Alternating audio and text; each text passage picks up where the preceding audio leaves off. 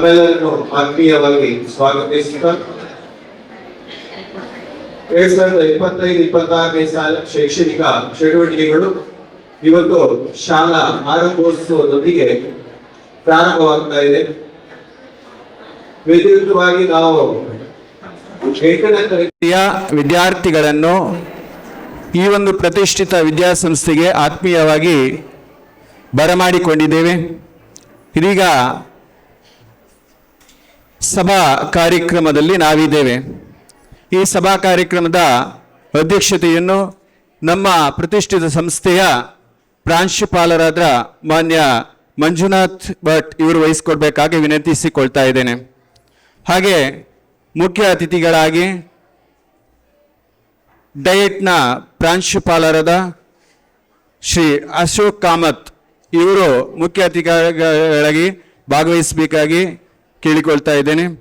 ಅದೇ ರೀತಿ UL Acharya CFO Genesis packaging private limited Hiriadka, Amita Pai founder trustee one good step foundation, ಹಾಗೆ Harish Shanbhag Navneet publications, ಅದೇ ರೀತಿ ಡಯಟ್ನ ಉಪನ್ಯಾಸಕರಾದ ಶ್ರೀ ಯೋಗ ನರಸಿಂಹಸ್ವಾಮಿ, ನಮ್ಮ SDMC ಉಪಾಧ್ಯಕ್ಷರಾದ ಶ್ರೀ BL ವಿಶ್ವಾಸ್, ಉಪಪ್ರಾಂಶುಪಾಲರಾದ ಶ್ರೀ ಪ್ರಕಾಶ್ ಪ್ರಭು ಇವರು ವೇದಿಕೆಯನ್ನು ಅಲಂಕರಿಸಬೇಕಾಗಿ ವಿನಂತಿಸಿಕೊಳ್ತಾ ಇದ್ದೇನೆ. ಕಾರ್ಯಕ್ರಮವನ್ನು ಪ್ರಾರ್ಥನೆಯೊಂದಿಗೆ ಪ್ರಾರಂಭಿಸ್ತಾ ಇದ್ದೇವೆ ನಮ್ಮ ಶಾಲಾ ವಿದ್ಯಾರ್ಥಿಗಳಿಂದ.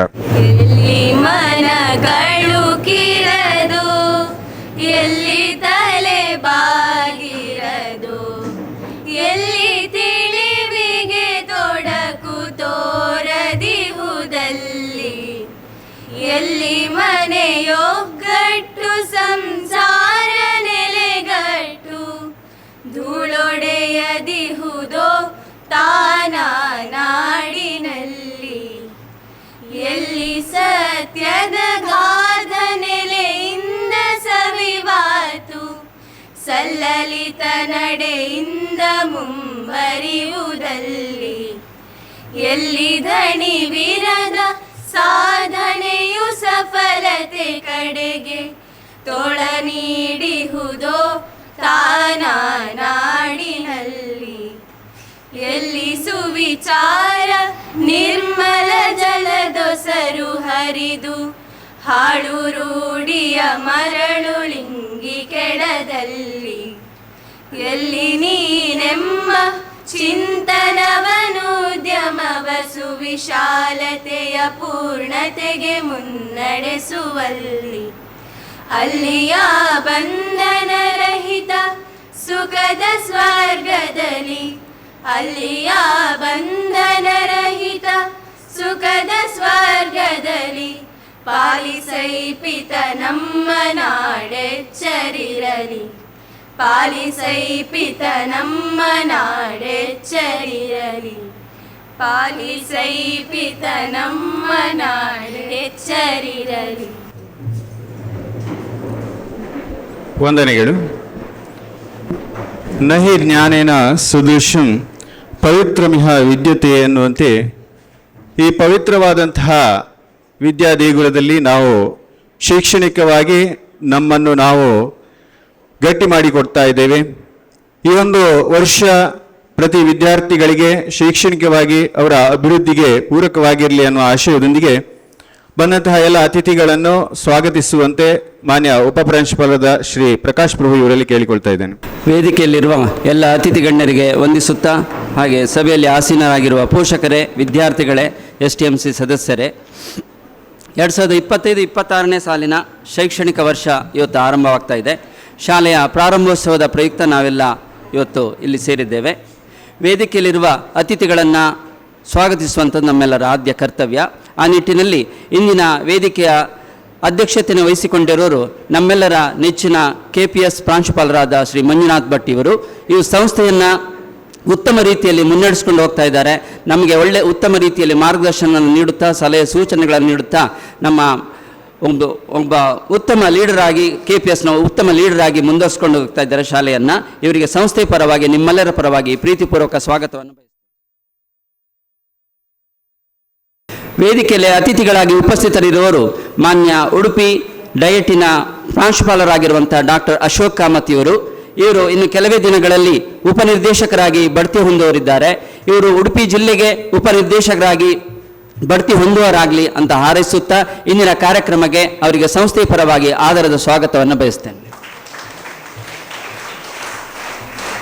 ಹಾಗೆ ಇಂದು ಒನ್ ಗುಡ್ ಸ್ಟೆಪ್ NGO ಇದರ ವತಿಯಿಂದ ವಿದ್ಯಾರ್ಥಿಗಳಿಗೆ ನೋಟ್ ಪುಸ್ತಕ ವಿತರಣಾ ಕಾರ್ಯಕ್ರಮ ನಡೆಯಲಿಕ್ಕಿದೆ.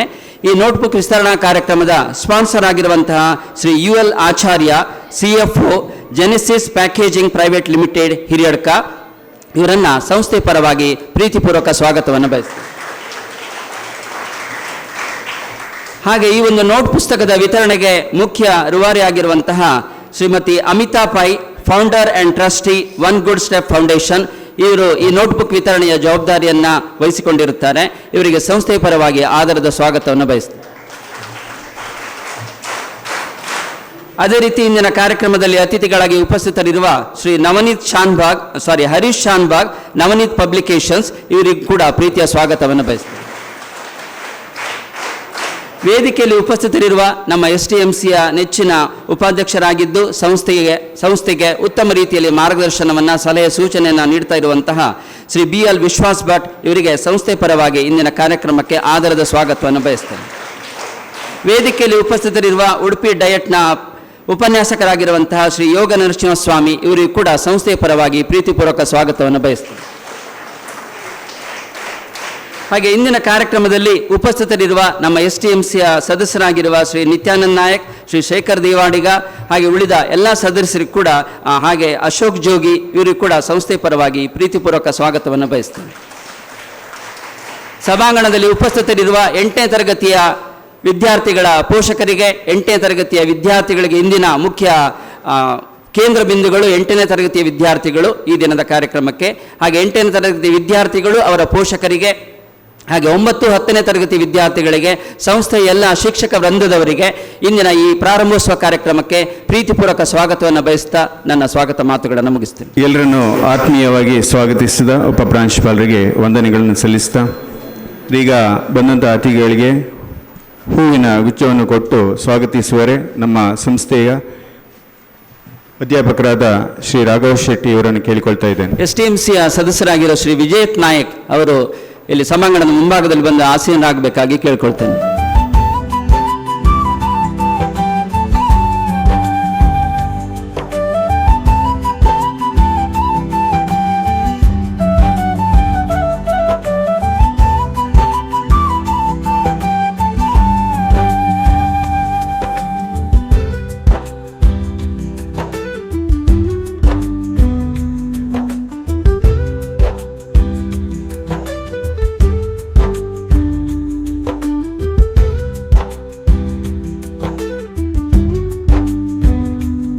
ಜಲೀಲ್ ಸರ್ ಅವರಿಗೆ ವಂದನೆಗಳು. Education is the most powerful weapon which you can use to change the world ಅನ್ನುವ ಅಬ್ದುಲ್ ಕಲಾಂ ರವರ ಮಾತಿನಂತೆ ಶಿಕ್ಷಣ ಅನ್ನುವಂಥದ್ದು ನಿರಂತರ, ನಿತ್ಯ, ವಿನೂತನವಾದ್ದು. ನಾವು ಪ್ರತಿದಿನ ಶಿಕ್ಷಣವನ್ನು ಕಲಿತಾ ಇರ್ತೀವಿ.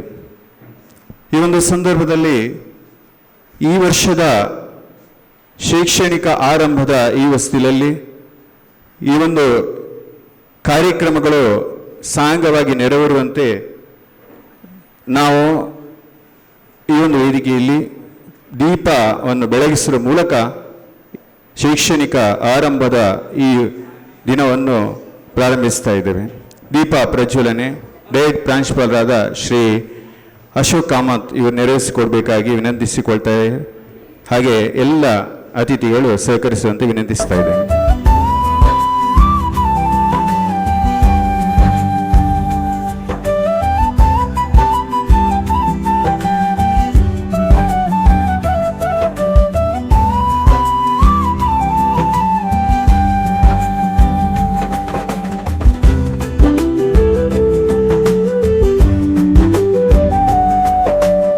ಡಯಟ್ ಪ್ರಾಂಶುಪಾಲರು ಶ್ರೀ ಅಶೋಕ್ ಕಾಮತ್ ಇವರಿಗೆ ವಂದನೆಗಳು. ಈಗ ನೋಟ್ ಪುಸ್ತಕಗಳ ವಿತರಣಾ ಕಾರ್ಯಕ್ರಮ.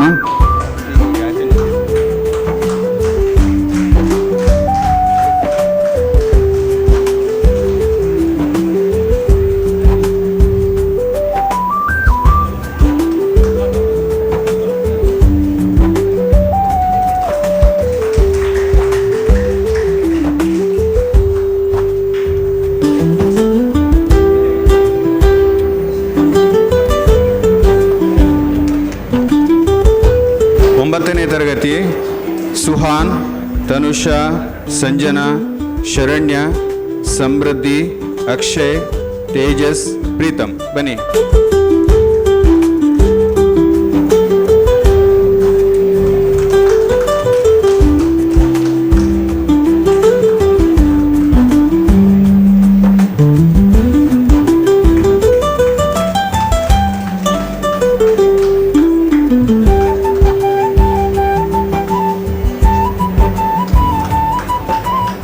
ಎಂಟನೇ ತರಗತಿಯ ವೈಷ್ಣವಿ, ಪಂಚಮಿ, ಸಾನ್ವಿ, ಇಶಕ್ ರಾಜ್, ಅನ್ವಿತ್ ಆಚಾರ್ಯ.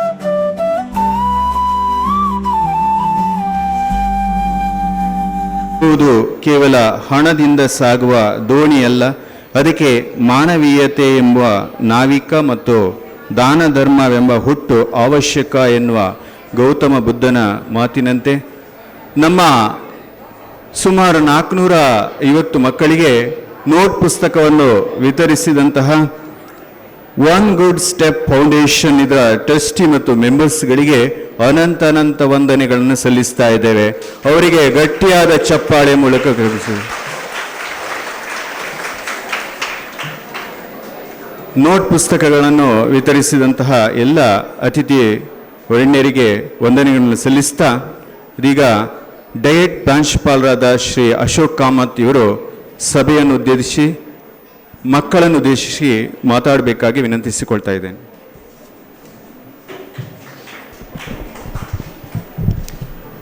ಈ ಕಾಲೇಜಿನ ಪ್ರಾಚಾರ್ಯರೇ, SDMCಯ ಉಪಾಧ್ಯಕ್ಷರೇ, ವಿವಿಧ ರೀತಿಯಲ್ಲಿ ಮಕ್ಕಳಿಗೆ ನೋಟ್ ಪುಸ್ತಕವನ್ನು ನೀಡುವಲ್ಲಿ ಸಹಕರಿಸಿದ Genesis, one good step, Navneet ಈ ಎಲ್ಲ ಸಂಸ್ಥೆಗಳ ಪದಾಧಿಕಾರಿಗಳೇ, ಸಹೋದ್ಯೋಗಿ ಯೋಗ ನರಸಿಂಹಸ್ವಾಮಿಯವರೇ ಹಾಗೂ ಪ್ರಕಾಶ್ ಅವರೇ, ಪ್ರೀತಿಯ ಮಕ್ಕಳೇ ಮತ್ತು ಪೋಷಕರೇ ಮತ್ತು ಶಿಕ್ಷಕರೇ, ಎಲ್ರಿಗೂ ಹೊಸ ವರ್ಷದ ಹಾರ್ದಿಕ ಶುಭಾಶಯಗಳು. ಹೊಸ ಶೈಕ್ಷಣಿಕ ವರ್ಷ ಇವತ್ತಿಂದ ಪ್ರಾರಂಭ ಆಗ್ತಾ ಇದೆ. ನೀವು ಸಂಪೂರ್ಣ ಒಳ್ಳೆ ಸಂಖ್ಯೆಯಲ್ಲಿ ಬಂದಿದ್ದೀರಾ. ಅದಕ್ಕಾಗಿ ನಿಮ್ಮೆಲ್ಲರಿಗೂ ನಾನು ಇಲಾಖೆ ವತಿಯಿಂದ ಹೃತ್ಪೂರ್ವಕವಾದಂಥ ಸ್ವಾಗತವನ್ನು ಬಯಸ್ತೇನೆ. ಮಳೆ ಮತ್ತು ಶಾಲೆ ಒಟ್ಟೊಟ್ಟಿಗೆ ಪ್ರಾರಂಭ ಆಗಿದೆ. ಸೊ ಮಳೆ ಒಂದು ಒಳ್ಳೆಯ ಸಂಕೇತ. ಏನಂದರೆ ಕಾಲಕ್ಕೆ ಒಳ್ಳೆ ಮಳೆ ಆಗಬೇಕು, ಬೆಳೆ ಆಗಬೇಕು, ಆಗ ನಮ್ಮ ಬದುಕು ಸರಿಯಾಗಿರುತ್ತೆ ಅಂತ. ಹಾಗೆಯೇ ನಿಮಗೂ ಕೂಡ ಕಾಲದಲ್ಲಿ ಒಳ್ಳೆಯ ಶಿಕ್ಷಣ ಸಿಗಬೇಕು ಅನ್ನೋದು ಸರ್ಕಾರದ ಧೋರಣೆ ಆಗಿದೆ. ಆ ದೃಷ್ಟಿಕೋನದಲ್ಲಿ ಉಚಿತವಾದಂಥ ಪಠ್ಯಪುಸ್ತಕಗಳನ್ನು ಇವತ್ತು ಸರ್ಕಾರದ ವತಿಯಿಂದ ನಿಮಗೆ ಒದಗಿಸಿದ್ದೇವೆ. ನೋಟ್ ಪುಸ್ತಕವನ್ನು ಈ ಥರ 450 ಮಕ್ಕಳಿಗೆ ವಿತರಿಸುವ ಸಂದರ್ಭದಲ್ಲಿ ನಮಗೆ ಇಲ್ಲೇ ಹತ್ತಿರದ ಜೆನೆಸಿಸ್ ಸಂಸ್ಥೆಯವರು ತಮ್ಮ CSR ನಿಧಿಯಿಂದ ಸಹಾಯವನ್ನು ಮಾಡ್ತಾರೆ. ಈ ಬಗೆಯ CSR ನಿಧಿಯನ್ನು ಒಟ್ಟು ಮಾಡಿಕೊಡುವಂಥವರು ಒನ್ ಗುಡ್ ಸ್ಟೆಪ್ನವರು.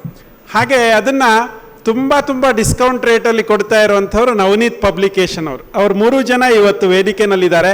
ಅವರಿಗೆ ನಾನು ಇಲಾಖೆ ವತಿಯಿಂದ ಹೃತ್ಪೂರ್ವಕವಾದಂಥ ವಂದನೆಗಳನ್ನು ಸಲ್ಲಿಸ್ತೇನೆ. ಕಳೆದ ವರ್ಷದ SLC ರಿಸಲ್ಟ್ ಬಂದಿದೆ. ನಮ್ಮ ಶಾಲೆಯ ರಿಸಲ್ಟು ಬಹಳ ಚೆನ್ನಾಗಿದೆ. ಆದರೆ ಸಂಪೂರ್ಣ ತೃಪ್ತಿದಾಯಕನ ಅಂತ ಕೇಳಿದರೆ ಖಂಡಿತವಾಗಿಲ್ಲ. 100% ಬರಲೇಬೇಕಾಗಿತ್ತು ಅನ್ನುವಂಥ ಆಶಯ ನಮ್ಮೆಲ್ಲರದು ಆಗಿದೆ. ಹೋದ ವರ್ಷ ಇದೇ ಸಂದರ್ಭದಲ್ಲಿ 10ನೇ ಕ್ಲಾಸಲ್ಲಿ ಕೂತವ್ರು ಅಷ್ಟೂ ಜನ ನಾವು ಪಾಸ್ ಆಗ್ತೀವಿ ಅಂತ ನಿರ್ಧಾರ ಮಾಡಿದರು. ಆದರೆ ಅದರಲ್ಲಿ ಕೆಲವರು ಫೇಲ್ ಆಗಿದ್ದಾರೆ. ಯಾಕಿರಬಹುದು ಅಂತ ಈಗಿರೋರು ಏನಾದ್ರು ಯೋಚನೆ ಮಾಡಿದರೆ, ಮುಂದಿನ ವರ್ಷ SLC ರಿಸಲ್ಟ್ ಬರುವಾಗ 100% ಫಲಿತಾಂಶ ಬರುವಲ್ಲಿ ಇಲ್ಲಿ ಕುಳಿತ ಪ್ರತಿಯೊಬ್ಬರು ನಾನು 6 ಸಬ್ಜೆಕ್ಟಲ್ಲಿ ಪಾಸ್ ಆಗ್ತೀನಿ ಅಂತ ನಿಶ್ಚಯ ಮಾಡಿದರೆ ಖಂಡಿತವಾಗಿ ಸಾಧ್ಯ ಇದೆ.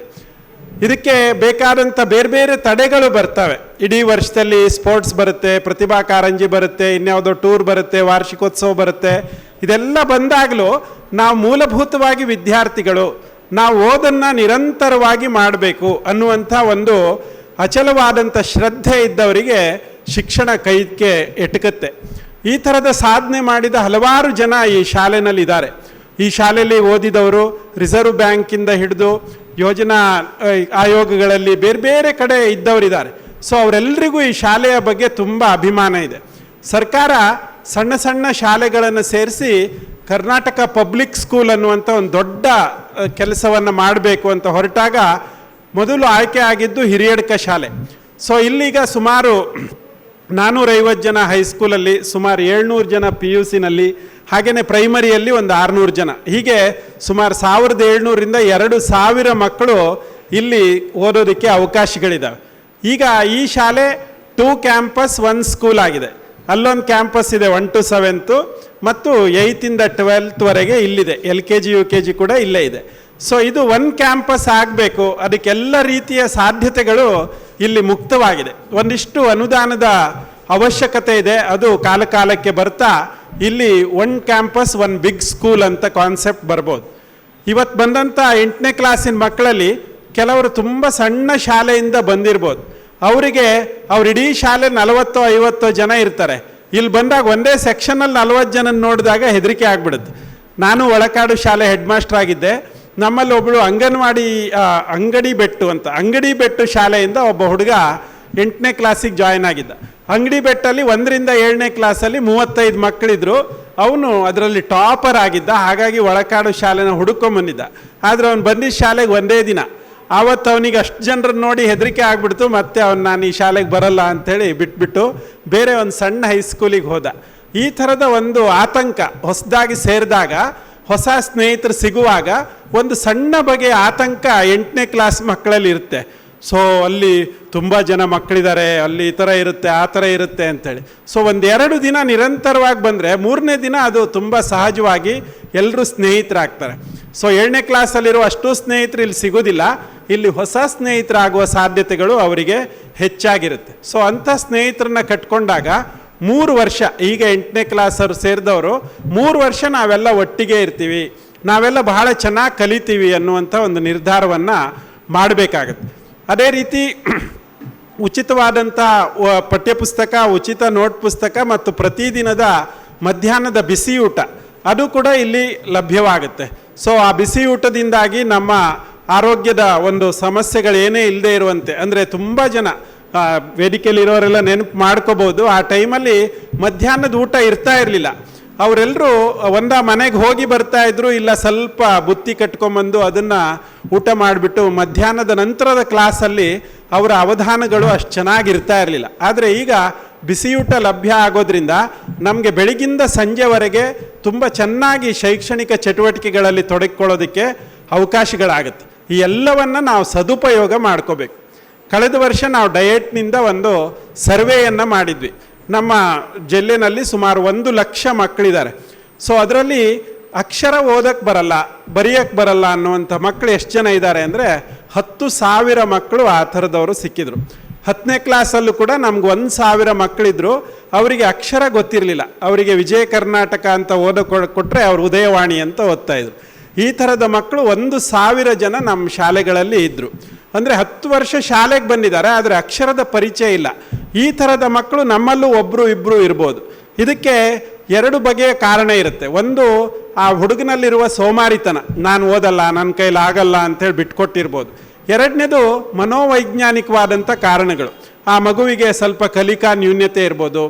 ಅಲ್ಲಿ ಮೊದಲನೇದಾಗಿ ಅಕ್ಷರಗಳನ್ನು ಕಲಿಯುವಾಗ ಮೆದುಳಿನ ಕೆಲವು ನ್ಯೂರಾನ್ಗಳ ಬಂಧ ಅದು ಗಟ್ಟಿ ಆಗ್ತಾ ಹೋಗಬೇಕಾಗುತ್ತೆ.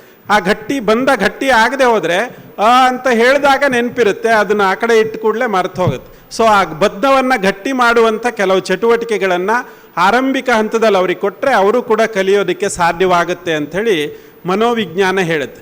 ಸೊ ಅಂಥ ಮಕ್ಕಳು ಯಾರು ಇದ್ದರೆ ಅವರು ಸ್ವಲ್ಪ ಹೆಚ್ಚು ಸಾಧನೆಯನ್ನು ಈ ಹಂತದಲ್ಲಿ ಮಾಡಬೇಕಾಗುತ್ತೆ. ಸೊ ಅಂಥ ಮಕ್ಕಳು ಕೂಡ ನಾವು ಅಲ್ಲಿಗೆ ಹೈಸ್ಕೂಲಿಗೆ ಬಂದ ಮೇಲೆ ಅಕ್ಷರಗಳನ್ನು ಕಲ್ತ್ವಿ, ಆಮೇಲೆ ಪಾಸ್ ಆದ್ವಿ ಅಂತ ಹೇಳುವಂಥವರು ಇದ್ದಾರೆ.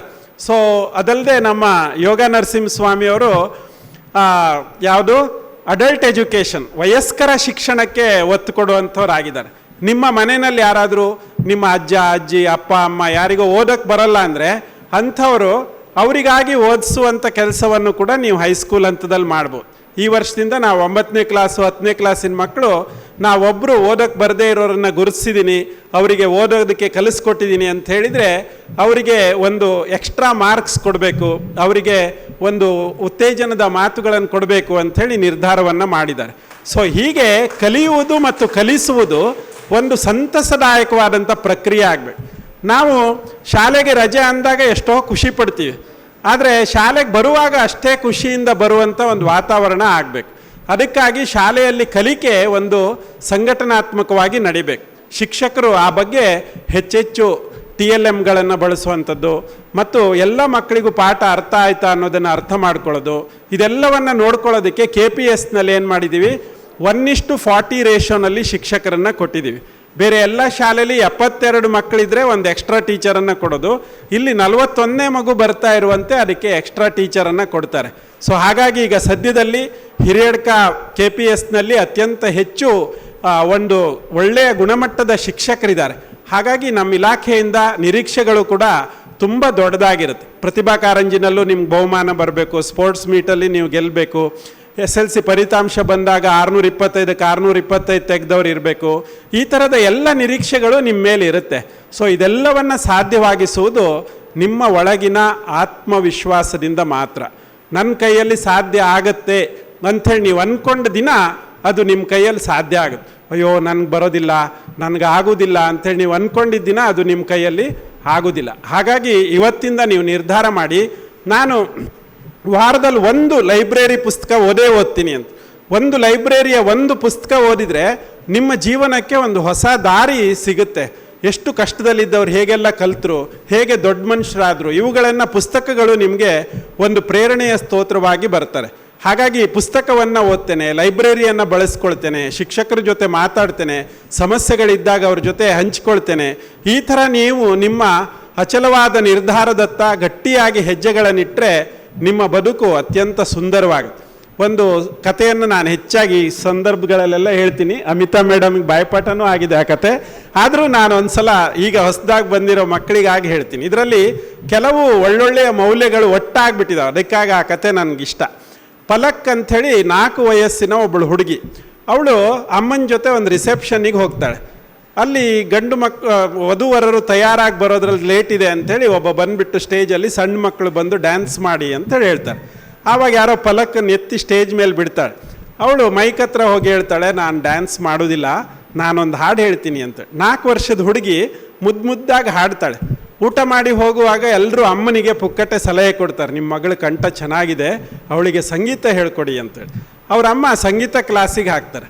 ಅವ್ರ ಅಮ್ಮನಿಗೆ ಒಂದು ಒಳ್ಳೆ ಗುಣ ಇರುತ್ತೆ, ಏನಂದರೆ ಪ್ರತಿದಿನ ರಾತ್ರಿ ಮಲಗುವಾಗ ಮಗುವಿಗೆ ಆ ದಿವಸದ ನ್ಯೂಸ್ ಪೇಪರ್ನ ಮುಖ್ಯಾಂಶಗಳನ್ನು ಹೇಳೋವಂಥದ್ದು.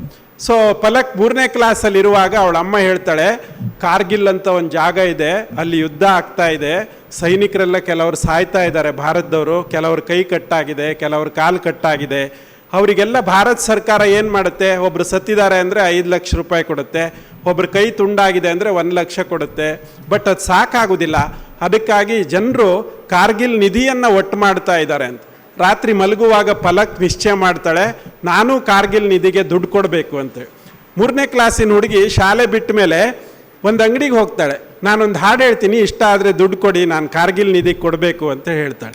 1 ವಾರದಲ್ಲಿ ಪಲಕ್ 25,600 ರೂಪಾಯಿಯನ್ನು ಒಟ್ಟು ಮಾಡಿ ಕಾರ್ಗಿಲ್ ನಿಧಿಗೆ ಕೊಡ್ತಾಳೆ. ಪೇಪರಲ್ಲಿ ಅದ್ರದ್ದೊಂದು ಸಣ್ಣ ಫೋಟೋ ಬರುತ್ತೆ. ಅದಾಗಿ 2 ವರ್ಷ ಪಲಕ್ 5ನೇ ಕ್ಲಾಸಲ್ಲಿದ್ದಾಳೆ. ಅವಳ ಶಾಲೆಯ ಒಂದು ಮಗುವಿಗೆ ಹೃದಯದಲ್ಲಿ ಒಂದು ಸಣ್ಣ ಹೋಲಿದೆ, ಆ ಹೋಲನ್ನು ಆಪ್ರೇಟ್ ಮಾಡಿನೇ ಸರಿ ಮಾಡಬೇಕು ಅಂಥೇಳಿ ಡಾಕ್ಟ್ರು ಹೇಳ್ತಾರೆ. ಆದರೆ ಮನೆಯವ್ರ ಹತ್ರ ಆಪ್ರೇಷನ್ ಮಾಡೋದಕ್ಕೆ ಹಣ ಇರೋದಿಲ್ಲ. ಆಗ ಹೆಡ್ ಮಾಸ್ಟರ್ ಹೇಳ್ತಾರೆ ಪಲಕ್ಕಿಗೆ, ನೀನು ಅವತ್ತೇ 25,000 ಒಟ್ಟು ಮಾಡಿದ್ಯಾ, ಈಗ 60,000 ಹೇಳಿರೋದು, ನೀನು ಒಟ್ಟು ಮಾಡ್ಬೋದಾ ಅಂತೇಳಿ. ಆಯಿತು ಅಂತ ಹೇಳ್ತಾರೆ. ಟೌನ್ ಹಾಲನ್ನು ಇಂದೋರಲ್ಲಿ ಬುಕ್ ಮಾಡ್ತಾರೆ, 500 ರೂಪಾಯಿಗೆ ಚಾರಿಟಿ ಟಿಕೆಟನ್ನು ಮಾರ್ತಾರೆ. ಆ ದಿವಸ ಟೌನ್ ಹಾಲ್ ಫುಲ್ ಆಗಿಬಿಟ್ಟಿರುತ್ತೆ. ಆ ದಿವಸದ ಕಾರ್ಯಕ್ರಮದ ಅಧ್ಯಕ್ಷತೆಯನ್ನು ಡಾಕ್ಟರ್ ದೇವಿ ಪ್ರಸಾದ್ ಶೆಟ್ಟಿ ಅವರು ವಹಿಸಿರ್ತಾರೆ. ಅವ್ರು ಹೇಳ್ತಾರೆ, ನೀವು ಯಾವ ಮಗುಗೆ ಈ ಚಾರಿಟಿ ಶೋ ಮಾಡಿದಿರೋ ಆ ಮಗುಗೆ ನಾನು ಫ್ರೀಯಾಗಿ ಆಪ್ರೇಟ್ ಮಾಡ್ತೀನಿ ಅಂತೇಳಿ ಹೇಳ್ತಾರೆ. ಸೊ 60,000 ರೂಪಾಯಿ ಒಟ್ಟಾಗಿದೆ, ಮಗುವಿಗೆ ಫ್ರೀಯಾಗಿ ಆಪ್ರೇಷನ್ ಆಗಿದೆ, ಈಗ ದುಡ್ಡು ಏನು ಮಾಡೋದು ಅಂತ ಒಂದು ಚರ್ಚೆ ಬರುತ್ತೆ. ಪಲಕ್ ಹೇಳ್ತಾಳೆ ಶಾಲೆಗಿರಲಿ ಅಂತ. ಶಾಲೆಯವ್ರು ಹೇಳ್ತಾರೆ ಶಾಲೆಗೆ ಬೇಡ, ನೀನೇ ಇಟ್ಕೋ ಅಂತೇಳಿ. ಕಡೆಗೆ ಅವ್ರ ಪೇಪರಲ್ಲಿ ಒಂದು ಸಣ್ಣ ಅಡ್ವರ್ಟೈಸ್ಮೆಂಟ್ ಕೊಡ್ತಾರೆ. ಯಾವುದಾದ್ರೂ ಮನೆಯಲ್ಲಿ ಮಗುವಿಗೆ ಹೃದಯದ ಕಾಯಿಲೆ ಇದ್ದು ಆಪ್ರೇಷನ್ ಮಾಡಬೇಕು ಅಂತ ಹೇಳಿದರೆ, ಅಪ್ಪ ಅಮ್ಮನಿಗೆ ಆಪ್ರೇಷನ್ನಿಗೆ ದುಡ್ಡಿಲ್ಲದೆ ಇದ್ದರೆ ಇವರನ್ನು ಸಂಪರ್ಕಿಸಿ ಅಂತ ಫಲಕ್ ಮನೆ ಅಡ್ರೆಸ್ ಕೊಡ್ತಾರೆ. ಹರ ಅಂತ ಬೆಳಿಗ್ಗೆ ಇಬ್ಬರು ಬಂದುಬಿಡ್ತಾರೆ. ನಾನಾಗಿದ್ದರೆ ಏನು ಮಾಡ್ತಿದ್ದೆ, 30,000 ನಿಂಗೆ 30,000 ನಿಂಗೆ ಅಂತೇಳಿ ಇಬ್ಬರಿಗೂ ಕೊಟ್ಟು ಕೈದು ಮಾಡ್ತಾಯಿದ್ದೆ. ಫಲಕ್ ಹೇಳ್ತಾಳೆ, ಆ 30,000 ಕೊಟ್ಟರೆ ಆಪ್ರೇಷನ್ ಆಗಲ್ಲ, 60,000 ಬೇಕು, ಅದಕ್ಕಾಗಿ ಇನ್ನೊಂದು ಸಲ ಟೌನ್ ಹಾಲ್ ಬುಕ್ ಮಾಡೋಣ, ಮತ್ತೆ ನಾನು ಹಾಡು ಹೇಳ್ತೀನಿ ಅಂತೇಳಿ ಮತ್ತೆ 3 ಗಂಟೆ ಹಾಡು ಹೇಳ್ತಾಳೆ. ಮತ್ತೆ 60,000 ಒಟ್ಟಾಗುತ್ತೆ. 2 ಜನರಿಗೆ ಆಪ್ರೇಷನ್ಗೆ ಹಣ ಕೊಡ್ತಾರೆ. ಆಪ್ರೇಷನ್ ಎಲ್ಲ ಮುಗಿಸಿ ಬಂದವರು ಒಂದು ಥ್ಯಾಂಕ್ಸ್ ಗಿವಿಂಗ್ ಅಂತ ಅವ್ರ ಮನೆಗೆ ಬಂದು ಏನಾದರೂ ಒಂದು ಗಿಫ್ಟ್ ತಗೋಬೇಕು ಅಂತ ಫಲಕ್ಕಿಗೆ ಹೇಳ್ತಾರೆ. ಅವಳು ಹೇಳ್ತಾಳೆ ಬೇಡ ಬೇಡ ಅಂತ. ತುಂಬ ಒತ್ತಾಯ ಮಾಡಿದ ಮೇಲೆ ಅವಳು ಹೇಳ್ತಾಳೆ ನಂಗೆ ಬಾರ್ಬಿ ಡಾಲ್ ಅಂದರೆ ಇಷ್ಟ ಅಂತ. ಅವರಿಬ್ಬರು ಒಂದೊಂದು ಬಾರ್ಬಿ ಡಾಲ್ ತಂದು ಕೊಡ್ತಾರೆ. ಇವತ್ತು ನೀವು ಫಲಕ್ ಮನೆಗೆ ಹೋದರೆ ಅವ್ರ ಅಲ್ಮೇರಾದಲ್ಲಿ 220 ಬಾರ್ಬಿ ಡಾಲ್ ಇದೆ. ಅವಳು ಭಾರತದ ಬೇರೆ ಬೇರೆ ಜಾಗಗಳಲ್ಲಿ ಹೋಗಿ ಹಾಡು ಹೇಳಿ ಆ ಹಾಡಿನಿಂದ ಯಾವ ಮಕ್ಕಳಿಗೆ ಹೃದಯದ ಕಾಯಿಲೆ ಇದೆಯೋ ಅವರಿಗೆ ಆಪ್ರೇಷನ್ಗೆ ಹಣವನ್ನು ಕೊಡ್ತಾ ಬಂದಿದ್ದಾಳೆ. ನಾನು ಅವಳನ್ನು ನೋಡಿದ್ದು ಸರಿಗಮಪದಲ್ಲಿ, ಜಿ ಟಿ ವಿನಲ್ಲಿ ಬರುವಂಥ ಸರಿಗಮಪದಲ್ಲಿ ಅವಳು ಅರ್ಜಿ ಹಾಕಿದ್ಲು ಹಾಡು ಹೇಳೋದಕ್ಕೆ. ಅವರ ಹಿನ್ನೆಲೆಯನ್ನು ನೋಡಿದ ಸರಿಗಮಪ ಜಿ ಟಿ ವಿನವ್ರು ಹೇಳಿದರು ನೀನು ಜಡ್ಜಾಗಿ ಒಂದಿನ ಬಾ ಅಂಥೇಳಿ. ಸೊ ಆಕೆ ಜಡ್ಜ್ ಆಗುವಾಗ ಈ ಎಲ್ಲ ಕತೆಗಳನ್ನು ಹೇಳಿದರು. ನಾನು ಈ ಕತೆ ನಿಮ್ಮ ಜೊತೆ ಯಾಕೆ ಹೇಳ್ತಾ ಇದ್ದೀನಿ ಅಂದರೆ, ಒಂದು ಸಮಾಜದಲ್ಲಿ ನಾವೇನನ್ನಾದರೂ ಕೊಡುವಾಗ ಸಿಗುವ ಸಂತೋಷ ಇದೆಯಲ್ಲ, ಅದು ತೆಗೊಳ್ಳುವಾಗ ಸಿಗುವ ಸಂತೋಷಕ್ಕಿಂತ ಹೆಚ್ಚು. ಇವತ್ತು ನಾವು ನೋಟ್ ಪುಸ್ತಕ ಕೊಡುವಾಗ ಅವ್ರ ಕಣ್ಣುಗಳಲ್ಲಿ ಒಂದು ಹೊಸತನ ಇತ್ತು, ಒಂದು ಮಿನುಗು ಇತ್ತು. ಆ ಮಿನುಗನ್ನು ನೋಡಿನೇ ನಮ್ಮ ಅಮಿತಾ ಪೈ ಮೇಡಮ್ ಇರ್ಬೋದು, ಆಚಾರ್ಯ ಮಾಮ್ ಇರ್ಬೋದು, ಅಥವಾ ನವನೀತ್ನವ್ರು ಇರ್ಬೋದು, ಅವರು ಮಕ್ಕಳಲ್ಲಿ ಈ ಬಗೆಯ ಕಣ್ಣುಗಳಲ್ಲಿ ಹೊಳಪು ಬೇಕು ಅನ್ನುವಂಥ ಕಾರಣಕ್ಕಾಗಿ ಕೊಡ್ತಾರೆ. ತಗೊಳ್ಳುವವರ ಸಂತೋಷ ಅದು, ಕೊಡುವವರ ಸಂತೋಷ ಅದಕ್ಕಿಂತ ಮಿಗಿಲಾದ. ನಾನು ಹಾಡು ಹೇಳಿದೆ, ಯಾವುದೋ ಒಂದು ಮಗುವಿನ ಆಪ್ರೇಷನ್ಗೆ ಸಹಾಯ ಮಾಡಿದೆ ಅಂದಾಗ ಆ ಫಲಕ್ಕಿಗೆ ಸಿಗುವಂಥ ಸಂತೋಷ ಇದೆಯಲ್ಲ, ಅದು ಭಿನ್ನವಾದದ್ದು. ಆ ನೆಲೆಗಟ್ಟಿನಲ್ಲಿ ನಾವೆಲ್ಲರೂ ಪ್ರತಿಯೊಬ್ಬರು ಯೋಚನೆ ಮಾಡಿದಾಗ ನಮ್ಮ ಪ್ರತಿಭೆಯನ್ನು ನಾವು ಹೇಗೆ ಅರಳಿಸ್ಕೊಳ್ತೀವಿ, ನಮ್ಮ ಕುರಿತು ನಮ್ಮಲ್ಲಿ ಎಷ್ಟು ವಿಶ್ವಾಸವನ್ನು ಮೂಡಿಸ್ಕೊಳ್ತೀವಿ, ನಾವು ಸಾಧನೆಯನ್ನು ಏನು ಮಾಡಬೇಕು ಅಂತ ಅಚಲವಾಗಿ ನಿರ್ಧಾರ ಮಾಡ್ತೀವಿ, ಅದ್ರ ಮೇಲೆ ನಮ್ಮನ್ನು ಸಮಾಜ ನೆನ್ಪಿಟ್ಕೊಳ್ಳುತ್ತೆ. ಆ ಥರ ಸಮಾಜ ನೆನ್ಪಿಟ್ಕೊಳ್ಳುವಂಥ ಬದುಕು ಹಿರಿಯಡ್ಕ ಶಾಲೆಯಲ್ಲಿ ಕಲಿತ ಎಲ್ಲ ಮಕ್ಕಳದ್ದು ಆಗಲಿ, ಭಗವಂತ ಆ ಬಗೆಯ ಆಶೀರ್ವಾದವನ್ನು ಮಾಡಲಿ ಅಂತೇಳಿ ಹೇಳ್ತಾ ಈ ಸಂದರ್ಭದಲ್ಲಿ 2 ಮಾತುಗಳನ್ನು ಹಂಚ್ಕೊಳ್ಳೋದಕ್ಕೆ ಅವಕಾಶ ಕೊಟ್ಟ ಎಲ್ರಿಗೂ ವಂದಿಸಿ ನನ್ನ ಮಾತುಗಳನ್ನು ಮುಗಿಸ್ತೇನೆ. ಸುಂದರವಾದ ಕಥೆಯ ಮೂಲಕ ಶೈಕ್ಷಣಿಕ ಪ್ರಗತಿಗೆ ಸಂಬಂಧಿಸಿದಂತೆ ಯಾವ ರೀತಿ ಇಲಾಖೆಯು ಕೈಗೊಳ್ತಾ ಇದೆ ಕಾರ್ಯಕ್ರಮಗಳನ್ನು, ಅದೇ ರೀತಿ ವಿದ್ಯಾರ್ಥಿಗಳು ಕಲಿಕೆಯಲ್ಲಿ ಯಾವ ರೀತಿ ತೊಡಗಿಸಬೇಕು ಅನ್ನುವಂಥದ್ದನ್ನು ಮನದಟ್ಟು ಮಾಡಿಕೊಂಡ ಮಾನ್ಯ ಪ್ರಾಂಶುಪಾಲರು ಡಯಟ್ ಉಡುಪಿ ಇವರಿಗೆ ವಂದನೆಗಳನ್ನು ಸಲ್ಲಿಸ್ತಾ ಇದ್ದೇನೆ. ನಮ್ಮ ಹಿರಿಯಡಕದಲ್ಲಿ ಒಂದು ಪ್ರತಿಷ್ಠಿತ ಪ್ಯಾಕೇಜಿಂಗ್ ಪ್ರೈವೇಟ್ ಲಿಮಿಟೆಡ್ ಕಂಪನಿ ಅಂತ ಹೇಳಿದರೆ ಅದು ಜೆನಿಸಿಸ್ ಪ್ಯಾಕೇಜಿಂಗ್ ಪ್ರೈವೇಟ್ ಲಿಮಿಟೆಡ್. ಒಂದು ಚಿಕ್ಕ ಮಟ್ಟದಲ್ಲಿ ಆರಂಭಗೊಂಡಂತಹ ಉದ್ಯಮ ಇವತ್ತು ಬೃಹದಾಕಾರವಾಗಿ ಬೆಳೀತಾ ಇದೆ. ನಾವು ಪ್ರತಿದಿನ ಅದನ್ನು ಗಮನಿಸ್ತಾ ಇದ್ದೇವೆ. ಅವರ ಕಾರ್ಯವೈಖರಿಯನ್ನು ರಾಷ್ಟ್ರೀಯ ಅಂತಾರಾಷ್ಟ್ರೀಯ ಮಟ್ಟದಲ್ಲಿ ಅವರ ಉದ್ಯಮ ಬೆಳೀತಾ ಇದೆ. ಅಂತಹ ಒಂದು ಉದ್ಯಮದ ಸಹಕಾರ ನಮ್ಮ ಸಂಸ್ಥೆಗೆ ಇವತ್ತು ಸಿಗ್ತಾ ಇದೆ. ಅಲ್ಲಿಯ CFO ಆದಂತಹ UL ಆಚಾರ್ಯ ನಮ್ಮ ಜೊತೆಗಿದ್ದಾರೆ. ಅವರವರ ಅನುಭವದ ಜೊತೆಯಲ್ಲಿ ಮಕ್ಕಳಿಗೆ ಒಂದಿಷ್ಟು ಮಾರ್ಗದರ್ಶನ ಕೊಡಬೇಕಾಗಿ ವಿನಂತಿಸಿಕೊಳ್ತಾ ಇದ್ದೇನೆ. ಎಲ್ಲರಿಗೂ ನಮಸ್ಕಾರ. ಹಾಗೆ ಅಶೋಕ್ ಸರ್ ಹೇಳಿದ ಹಾಗೆ ಇವತ್ತು ಶಾಲೆ ಶುಭಾರಂಭದ ದಿನ. ಹಾಗೆ ಎಲ್ಲರಿಗೂ ಶುಭವನ್ನು ಕೊಡ್ತಾ ಅಶೋಕ್ ಸರ್ ಒಂದು ಕತೆ ಹೇಳಿದರು. ಹಾಗೆ ನಾನು ಒಂದು ಕತೆ ಹೇಳಲಿಕ್ಕೆ ಬಯಸ್ತೀನಿ. 2007ರಲ್ಲಿ ಒಬ್ಬ ಯುವಕ, ಗುಜರಾತಿ ಯುವಕ, ಹುಟ್ಟಿದ್ದು ಬೆಳೆದದ್ದು ಕಲಿತದ್ದು ಎಲ್ಲ ಮುಂಬೈಯಲ್ಲಿ,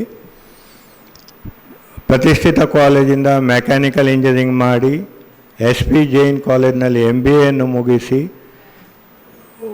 ಮಣಿಪಾಲಕ್ಕೆ ಬರ್ತಾರೆ. 2007ರಲ್ಲಿ ಒಂದು ಸಣ್ಣ ಉದ್ಯಮವನ್ನು ಸ್ಥಾಪಿಸ್ತಾರೆ. ಹಾಗೆ ಅದು 2013 ತನಕ ನಡೆಸ್ಕೊಂಡು ಬರ್ತಾರೆ. ತುಂಬ ಏನು ಅವಕಾಶಗಳು ಸಿಗೋದಿಲ್ಲ. ಆದರೆ ಅದಕ್ಕೆ ಕುಗ್ಗದೆ, ಇಲ್ಲ ನಾನು ಒಂದಲ್ಲ ಒಂದು ದಿನ ಜಯವನ್ನು ಪಡಿತೇನೆ ಅನ್ನೋ ಧೈರ್ಯದಿಂದ, ಆ ಆತ್ಮವಿಶ್ವಾಸದಿಂದ ಮುಂದುವರಿತಾರೆ. ಅದರ ಮಧ್ಯದಲ್ಲಿ ನಮ್ಮ ಮೆಷಿನ್ಸ್ ಎಲ್ಲ ಮೆಕ್ಯಾನಿಕಲ್ ಮೆಷಿನ್ ಇದ್ದು ನಮಗೆ ಹೇಗೆ ಕ್ರಿಕೆಟಲ್ಲಿ 4 ವರ್ಷಕ್ಕೊಮ್ಮೆ ವರ್ಲ್ಡ್ ಕಪ್ ಆಗುತ್ತೋ ಹಾಗೆ ಜರ್ಮನಿಯಲ್ಲಿ ಒಂದು ದೊಡ್ಡ ಎಕ್ಸಿಬಿಷನ್ ಆಗುತ್ತೆ. ಎಲ್ಲ ಮೆಷಿನ್ಗಳ ಹೊಸ ಮೆಷಿನ್ ತಯಾರಕರು ಅವರ ಪ್ರಾಡಕ್ಟನ್ನು ಅಲ್ಲಿ ಡಿಸ್ಪ್ಲೇ ಮಾಡ್ತಾರೆ, ಅದರ ಫೀಚರ್ಸ್ ಹೇಳ್ತಾರೆ. ಹಾಗಾಗಿ ಹೆಚ್ಚಿನವರು ಆ ಎಕ್ಸಿಬಿಷನ್ಗೆ ಅಟೆಂಡ್ ಆಗಿ ಇವತ್ತಿನ ಹೊಸ ಟೆಕ್ನಾಲಜಿ ಏನೆಲ್ಲ ಹೊಸತು ಬಂದಿದೆ ಅಂತ ತಿಳ್ಕೊಳ್ಳಿಕ್ಕೆ ಹೋಗ್ತಾರೆ. ಹಾಗೆ ಹೋದಾಗ ಒಂದು ಸ್ಥಳದಿಂದ ಇನ್ನೊಂದು ಸ್ಥಳಕ್ಕೆ ಹೋಗಲಿಕ್ಕೆ ಬಸ್ಸಲ್ಲಿ ಪ್ರಯಾಣಿಸುವಾಗ ಈ ಯುವಕ ಒಬ್ಬ ಪ್ರಾಯದವರ ಹತ್ತಿರ ಸೀಟಲ್ಲಿ ಕೂತ್ಕೊಂಡಿರ್ತಾರೆ ಬಸ್ಸಲ್ಲಿ. ಮಾತಾಡ್ತಾ ನೋಡುವಾಗ ಅವರು ಒಂದು ದೊಡ್ಡ ಉದ್ಯಮದ ಚೇರ್ಮನ್ ಆಗಿರ್ತಾರೆ. ಅವರಿಗೆ ಏಷ್ಯಾದಲ್ಲಿ ಒಂದು ಯೂನಿಟ್ ಹಾಕಬೇಕು ಅನ್ನೋ ಮನಸ್ಸಿರುತ್ತೆ. ಅವರು ಅದನ್ನು ಚೂಸ್ ಮಾಡಿರ್ತಾರೆ, ಸೌತ್ ಆಫ್ರಿಕಾದಲ್ಲಿ ಹಾಕೋಣ ಅಂತ. ಹಾಗೆ ಇವರೊಟ್ಟಿಗೆ ಮಾತಾಡಿದಾಗ ಇವ್ರು ಹೇಳ್ತಾರೆ, ಯಾಕೆ ಸೌತ್ ಆಫ್ರಿಕಾ, ಯಾಕೆ ನೀವು ಇಂಡಿಯಾದಲ್ಲಿ ಮಾಡಬಾರ್ದು, ನಾವು ಇದ್ದೇವೆ ಒಟ್ಟಿಗೆ, ನಾವು ಅದೇ ಬಿಸ್ನೆಸ್ಸಲ್ಲಿದ್ದೇವೆ ಅಂತ ಹೇಳಿದಾಗ ಅವರಿಗೆ ಖುಷಿಯಾಗಿ ಆಯಿತು, ನೀವು ಸೇರಿ ಇಲ್ಲೊಂದು ಉದ್ಯಮವನ್ನು ಶುರು ಮಾಡೋಣ ಅಂತ ಹೇಳ್ಕೊಂಡು 2011ರಲ್ಲಿ ಇದೇ ಹಿರಿಯಡ್ಕದಲ್ಲಿ ಬೊಮ್ಮರಬೆಟ್ಟಿನಲ್ಲಿ Messi India packaging private limited, ಇದು ಫ್ರಾನ್ಸಿನ ಆ ಮೆಸಿಲಿ ಅನ್ನೋದು ಫ್ರಾನ್ಸಿನ ಒಂದು ಸಣ್ಣ ಹಳ್ಳಿ, ಅಲ್ಲಿ ಅವರದ್ದು ಕೂಡ ಮೆಸಿಲಿಯದು ಫ್ಯಾಮಿಲಿ ಬಿಸ್ನೆಸ್. ಅಂದರೆ ಎಲ್ಲರೂ ಅಪ್ಪ ಶುರು ಮಾಡಿದ್ದು ಇವತ್ತು ಮಗ ಮೊಮ್ಮಗನ ತನಕ ಬಂದಿದೆ. ಅವರ ಅರೌಂಡ್ $2,500 $1,000,000 ಟರ್ನ್ ಓವರ್ ಆಗುತ್ತೆ ಎಲ್ಲ ಕಾಂಟಿನೆಂಟ್ಗಳಲ್ಲಿ. ಅಂದರೆ ಯುರೋಪ್ ಆಗಲಿ, ಯು ಕೆ ಆಗಲಿ, ನಿಮ್ಮ ಗಲ್ಫ್ ಕಂಟ್ರೀಸ್ ಆಗಲಿ, ರಷ್ಯಾದಲ್ಲಿ ಪ್ರತಿಯೊಂದು ಕಡೆ ಅವರ ಯೂನಿಟ್ ಇದೆ. ಇಲ್ಲಿ ಮಾತ್ರ ಇಂಡಿಯಾದಲ್ಲಿ ಎಲ್ಲ ಕಡೆ ಅವರು 100% ಆದರೆ ಇಲ್ಲಿ ಅವರು ನಮ್ಮ ಈ ಯುವಕನೊಂದಿಗೆ ಸೇರಿಕೊಂಡು ಇಲ್ಲಿ ಬಿಸ್ನೆಸ್ಸನ್ನು ಸ್ಟಾರ್ಟ್ ಮಾಡ್ತಾರೆ. ಮುಂದಕ್ಕೆ ಹೋದಾಗ ತಂಡ ಬೆಳೆಯುತ್ತೆ.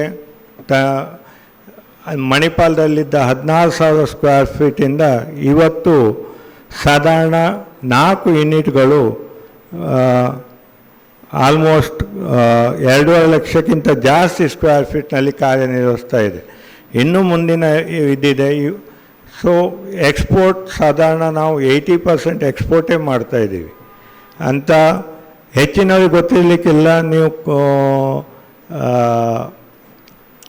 ಜಾಮೆಟ್ರಿ ಬಾಕ್ಸ್, ಪೆನ್ಸಿಲ್ ಬಾಕ್ಸ್ ಇರ್ಬೋದು, ಇದನ್ನೆಲ್ಲ ಯೂಸ್ ಮಾಡ್ತಾಯಿದ್ದೀವಿ. ನಟರಾಜ್ ಆಗಿರ್ಬೋದು, ಡೋಮ್ಸ್ ಆಗಿರ್ಬೋದು, ಅದಕ್ಕೆಲ್ಲ ಬೇಕಾದ ಖಾಲಿ ಬಾಕ್ಸ್ ಎಲ್ಲ ನಾವು ಇಲ್ಲಿ ಹಿರಿಯಡ್ಕದಲ್ಲಿ ತಯಾರಿ ಮಾಡ್ತಾಯಿದ್ದೇವೆ. ಅದು ಅಲ್ಲಿ ಹೋಗಿ ಅದರಲ್ಲಿ ನಿಮ್ಮ ಏನೆಲ್ಲ ಇನ್ಸ್ಟ್ರೂಮೆಂಟ್ ಇದೆ ಅದು ಫಿಲ್ ಆಗಿ ಪುನಃ ನಿಮಗೆ ಉಡುಪಿಗೆ ಬರುತ್ತೆ. ಸೊ ಇದು ನಿಮ್ಮ ಹಿರಿಯಡ್ಕದಲ್ಲಿ ಆಗ್ತಾ ಇರುವಂಥ ಪ್ರಾಡಕ್ಟ್ಸ್. ಹಾಗೆ ಗ್ಲಾಸ್ ಜಾರ್ ಮೇಲೆ ನಾವು ಕ್ಯಾಪ್ಗಳನ್ನು ಕೂಡ ಇಲ್ಲೇ ಮೇಲೆ, ನೀವು ಕಿಸಾನ್ ಜಾಮ್ ಎಲ್ಲ ನೋಡಿರ್ಬೋದು, ಅದರ ಮೇಲೆ ಬರುವಂಥ ಕ್ಯಾಪ್ಗಳನ್ನು ಕೂಡ ನಾವು ಮ್ಯಾನುಫ್ಯಾಕ್ಚರ್ ಮಾಡ್ತೀವಿ. ಈ ರೀತಿ ಮಾಡಿದ ಆ ಯುವಕ ಕೌಶಲ್ ಹೋದ ಇವತ್ತು ಇಷ್ಟು ದೊಡ್ಡ ಒಂದು ತಂಡವನ್ನು ಕಟ್ಕೊಂಡು, ಯಾಕಂದರೆ ಅವರಿಗಿದ್ದ ಎಜುಕೇಷನ್ ಮತ್ತು ಅವರಿಗಿದ್ದ ಫ್ಯಾಮಿಲಿ ಬ್ಯಾಕ್ಗ್ರೌಂಡಲ್ಲಿ ಮುಂಬೈ ಅಂತ ದೊಡ್ಡ ಪಟ್ಟಣದಲ್ಲಿ ಎಲ್ಲೇ ಒಂದು ಒಳ್ಳೆ ಕೆಲಸಕ್ಕೆ ಸೇರಿಕೊಂಡು ಆರಾಮದಲ್ಲಿರ್ಬೋದಿತ್ತು. ಇಲ್ಲಿ 8-10 ವರ್ಷ ಸ್ಟ್ರಗಲ್ ಮಾಡಿ ಈ ಕಂಪೆನಿಯನ್ನು ಮೇಲೆ ತಂದು ಇವತ್ತು ಇಲ್ಲಿಯ ಲೋಕಲ್ 250 ಜನರಿಗೆ ಕೆಲಸ ಕೊಡುವ ಅಗತ್ಯ ಅವ್ರಿಗೆ ಇರಲಿಲ್ಲ. ಬಟ್ ಅದೊಂದು ಅವರ ಕನಸು. ಆ ಕನಸಿಟ್ಕೊಂಡು ಬಂದಿದ್ದ ಅವರು ಆ ಕನಸನ್ನು ಇವತ್ತು ಆಲ್ಮೋಸ್ಟ್ ಫುಲ್ಫಿಲ್ ಮಾಡಿದ್ದಾರೆ. ಇನ್ನೂ ಮುಂದಿನ ಕನಸುಗಳು ಕೂಡ ಆಗಲಿ, ಬೇಗಕ್ಕಾಗಲಿ. ಹಾಗೆ ಆಯಿತು, ನಾವು ಆ ಕಂಪೆನಿಗಳನ್ನು ಬೆಳೆಸಿದೆವು, ಒಳ್ಳೆ ಪ್ರಾಫಿಟ್ ಬಂತು, ಎಲ್ಲದು ಅಲ್ಲಿಗೆ ಮುಗೀತಾ. ನಮಗೆ ಸಮಾಜದ ಬಗ್ಗೆ ಕೂಡ ಕೆಲವು ಜವಾಬ್ದಾರಿಗಳಿದ್ದಾವೆ. ಸೊ ಅದನ್ನು ನಾವು ತೀರಿಸಬೇಕು. ಅದರಲ್ಲಿ ಮೊದಲಿನ ಆದ್ಯತೆ ನಮ್ಮ ಕಂಪೆನಿಯದ್ದು ಎಜುಕೇಷನ್. ಮಕ್ಕಳಿಗೆ ಎಜುಕೇಷನ್ಗೆ ಏನೆಲ್ಲ ಬೇಕು ಅದಕ್ಕೆ ಮೊದಲ ಆದ್ಯತೆ. Second one medical. ಎಷ್ಟೋ ಕ್ಯಾನ್ಸರ್ ಮಕ್ಕಳಿಗೆ, ಕ್ಯಾನ್ಸರ್ ಇರುವಂಥ ಮಕ್ಕಳಿಗೆಲ್ಲ ಸಹಾಯ ಮಾಡಿದ್ದುಂಟು. ಇದಕ್ಕೆಲ್ಲ ಯಾರು ಮಾಡೋದು? ಈ ಎಲ್ಲ ಹೋಗಿ ನೋಡಬೇಕು. ಅಪಾತ್ರ ದಾನವೂ ಆಗಬಾರ್ದು. ಯಾಕಂದರೆ ಕೆಲವು ನಾವು ಕೂಡ ಟೆಂಪಲಲ್ಲಿದ್ದಾಗ ನಾವು ಕೂಡ ಪುಸ್ತಕ ಎಲ್ಲ ಕೊಡ್ತಾ ಇದ್ದೀವಿ. ಆಗ ನೋಡ್ತಾ ಇದ್ದೆವು ಕೆಲವರು ಏನಂದರೆ ಧರ್ಮಕ್ಕೆ ಸಿಗ್ತದಂದರೆ ನಂಗೂ ಇಲ್ಲಿ ಎಲ್ಲ ಹೇಳ್ಕೊಂಡು 4-5 ಸೆಟ್ ತೊಗೊಂಡು ವೇಸ್ಟ್ ಮಾಡೋದು. ಆ ಪುಸ್ತಕ ಅದು ಬೆಲೆ ಇರಲ್ಲ. ಅದಕ್ಕೋಸ್ಕರ ಆ ರೀತಿ ಆಗಬಾರ್ದು. ಮಕ್ಕಳಿಗೆ ಎಷ್ಟು ಬೇಕೋ ಅಷ್ಟೇ ಸಿಗಬೇಕು, ಅವ್ರಿಗೆ ಕಮ್ಮಿ ಆಗಬಾರ್ದು, ಹಾಗೆ ಜಾಸ್ತಿನೂ ಆಗಬಾರ್ದು. ಹಾಗೆ ಅದರ ಉಪಯೋಗ ತುಂಬ ಮಕ್ಕಳಿಗೆ ಸಿಗಬೇಕು. ಈಗ ಕೆಲವರು ಹೇಳ್ತಾರೆ ನಾವು CSR ನಿಧಿಯಿಂದ ಕೊಡಲೇಬೇಕು, ಕೊಡ್ತಾ ಇದ್ದಾರೆ, ಅದರಲ್ಲೇನು ದೊಡ್ಡ ವಿಷಯ ಅಂತ. ಆ ರೀತಿ ಆಗಿದ್ದಿದ್ರೆ CSRಯಿಂದ ಪ್ರಧಾನಮಂತ್ರಿ ಹೆಚ್ಚಿನವ್ರು ಏನು ಮಾಡ್ತಾರೆ ಅಂದರೆ ಇದರಲ್ಲಿ ಯಾರಿಗೆ ಬೇಕು ತಲೆಬಿಸಿ, ಒಬ್ರಿಗೆ ಕೊಟ್ಟರೆ ಇನ್ನೊಬ್ರಿಗೆ ಕೋಪ ಬರ್ತದೆ, ನೀವು ಸರ್ ಅವ್ರಿಗೆ ಕೊಟ್ಟಿದ್ದೀರಿ ನಮ್ಗೆ ಕೊಡಲಿಲ್ಲ, ಈ ರೀತಿ ಇದಾಗ್ತದೆ, ಬೇಡ ಈ ತಲೆಬಿಸಿ ಹೇಳ್ತಾರೆ. ಪ್ರೈಮ್ ಮಿನಿಸ್ಟರ್ ಫಂಡಿಗೆ ಹಣ ಕಳಿಸಿಬಿಡ್ತಾರೆ, ಅಲ್ಲಿಗೆ CSR ಜವಾಬ್ದಾರಿ ಮುಗೀತು ಕಂಪೆನಿದು. ಬಟ್ ನಾವು ಹಾಗೆ ಮಾಡ್ತಿಲ್ಲ. ಮಕ್ಕಳನ್ನು ಗುರುತಿಸಿ, ಶಾಲೆಯನ್ನು ಗುರುತಿಸಿ ಅದನ್ನು ಮಾಡಬೇಕಂತ ನಿರ್ಧಾರ ಮಾಡಿದಾಗ ನಮ್ಮ ಕೌಶಲ್ ಅವರ ಪತ್ನಿ ನಿರಾಲಿ ಅವರ ಅವರು ಮತ್ತು ನಮ್ಮ ಅಮಿತಾ ಪೈ ಅವರು ಇವರು ಸೇರಿಕೊಂಡು ಎಲ್ಲಿ ಯಾರಿಗೆ ಯಾವ ಅಗತ್ಯ ಇದೆ ಅಂತ ತಿಳ್ಕೊಂಡು ಅದರ ಪ್ರಕಾರ ಇವತ್ತು ಒಳ್ಳೆಯ ರೀತಿಯಲ್ಲಿ ಅದನ್ನು ಉಪಯೋಗಿಸಿಕೊಂಡು ಏನು ನಮ್ಮ ಹತ್ರ ನಾವು ಪ್ಲ್ಯಾನ್ ಮಾಡಿದ್ದೇವೆ ಅದನ್ನು ಒಳ್ಳೆಯ ರೀತಿಯಲ್ಲಿ ಬಳಸ್ಕೊಂಡು ಮಾಡ್ತಾ ಇದ್ದಾರೆ. ಅವರಿಗೆ ನಿಜವಾಗಿ ಧನ್ಯವಾದ. ಹಾಗೆ ಮಕ್ಕಳಿಗೆ ನಾನು ಹೇಳೋದಿಷ್ಟೇ, ನೀವು ಕನಸು ಕಾಣಿ. ಯಾವಾಗ ಕನಸು ಕಾಣ್ತೀರೋ ಆಗಲೇ ಅದರ ಬಗ್ಗೆ ಅದನ್ನು ಅಚೀವ್ ಮಾಡಲಿಕ್ಕಾಗ್ತದೆ. ಯಾಕೆ ನಮ್ಮ ಘನವೆತ್ತ ರಾಷ್ಟ್ರಪತಿ ಆಗಿದ್ದ ಅಬ್ದುಲ್ ಜೆ ಕಲಾಂ ಅವರು ಕೂಡ ಹೇಳಿದ್ದಾರೆ, ಕನಸಿಲ್ಲದಿದ್ದರೆ ನೀವು ಯಾವುದೇ ಗುರಿಯನ್ನು ಸಾಧಿಸಲ್ಲ, ನಿಮ್ಮಲ್ಲಿ ಆ ಕನಸಿರಬೇಕು. ಇವತ್ತು ನೀವು ಪುಸ್ತಕವನ್ನು ಪಡೆದುಕೊಂಡಿದ್ದೀರಿ. ನನ್ನ ಆಸೆ ಏನಂದರೆ ನೀವು ಒಳ್ಳೆ ಮಾಡಿ ಕಲಿತು ನಾಳೆ ನೀವು ಕೂಡ 10 ಮಕ್ಕಳಿಗೆ ಪುಸ್ತಕವನ್ನು ಕೊಡುವಂಥವರಾಗಿ ಆ ಪೊಸಿಷನನ್ನು ನೀವು ಪಡ್ಕೊಳ್ಳಿ ಅಂತ ಹೇಳುತ್ತಾ ನಿಮಗೆಲ್ಲರಿಗೂ ಧನ್ಯವಾದ ತಿಳಿಸಿ ನನ್ನ 2 ಮಾತು ಮುಗಿಸ್ತೀನಿ. ತಮ್ಮ ಉದ್ಯಮದ ಬಗ್ಗೆ ಒಂದಿಷ್ಟು ಮಾಹಿತಿಯನ್ನು ಕೊಟ್ಟಿದ್ದಾರೆ. ಜೆನೆಸಿಸ್ ಪ್ಯಾಕೇಜಿಂಗ್ ಪ್ರೈವೇಟ್ ಲಿಮಿಟೆಡ್ನ CFO UL ಆಚಾರ್ಯ ಅವರು ನಮಗೆ ಈ ವರ್ಷದ ಒಂದು ಪುಸ್ತಕದ ವ್ಯವಸ್ಥೆಯನ್ನು ಮಾಡಿಕೊಟ್ಟಿದ್ದಾರೆ. ನೋಟ್ಬುಕ್ಕಿನ ನಿರೀಕ್ಷೆಗಳು ಬಹಳಷ್ಟಿದೆ, ನಮ್ಮ ಬೇಡಿಕೆಗಳು ಬಹಳಷ್ಟಿದೆ. ನಮಗೊಬ್ಬ ಒಳ್ಳೆಯ ಸ್ಪಾನ್ಸರ್ ಸಿಕ್ಕಿದ್ದಾರೆ ಅಂಥೇಳಿ ನಾವು ಅನಿಸ್ತೇವೆ. ಸರ್, ಒಂದು ಬೇಡಿಕೆ, ಈಗ ನಿಮ್ಮ ಸಂಸ್ಥೆ ಬಹಳಷ್ಟು ಉತ್ತಮವಾಗಿ ಬೆಳೀತಾ ಇದೆ, ಬೃಹದಾಕಾರವಾಗಿ ಬೆಳೀತಾ ಇದೆ, ನೋಡ್ತಾ ಇದ್ದೇವೆ. ನಮ್ಮ ಕನ್ನಡ ಮೀಡಿಯಮಲ್ಲಿ ಮತ್ತು ಇಂಗ್ಲೀಷ್ ಮೀಡಿಯಮಲ್ಲಿ ಈ ಶಾಲೆಯಲ್ಲಿ ಕಲಿತಂಥ ಮಕ್ಕಳಿಗೆ ಒಂದಿಷ್ಟು ಉದ್ಯೋಗಾವಕಾಶವನ್ನು ನೀವು ಮೊದಲು ನಾವು ಮಾಡಿಕೊಟ್ರೆ ಬಹಳಷ್ಟು ಅನುಕೂಲ ಆಗುತ್ತೆ.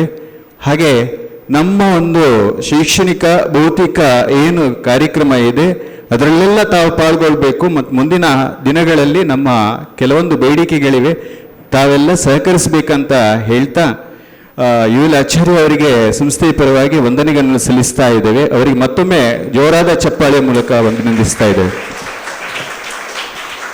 ಹೆಸರು ಹೇಳ್ತದೆ ಒನ್ ಗುಡ್ ಸ್ಟೆಪ್ ಅಂತ, ಅಂದರೆ ಒಂದು ಉತ್ತಮವಾದಂತಹ ಹೆಜ್ಜೆಯನ್ನು ಇಡುವಂತಹ ಸಂಸ್ಥೆ.